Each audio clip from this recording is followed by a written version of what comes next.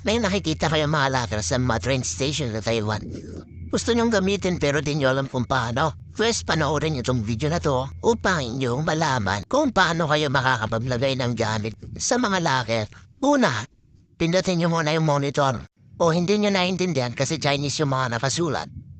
Pindutin niyo yung flag ng US para maging English. Pangalawa, pindutin niyo yung store. Makikita niyo yan yung mga available na locker. Lahat ng green available. Lahat ng red may mga nakalagay na. Pumili lang kayo dyan. Saka nyo ilagay yung gamit. Saka nyo pindutin yung number ng locker nyo. Parang ganyan. Tapos, kuha ka na ng pera mo at maghulog ka ng 40. Pwede ka maghulog ng 5, 10, or 50. 40 NT din nga palang bayad dito. Good for 3 hours na yun. Pero pag sumobra yung oras mo,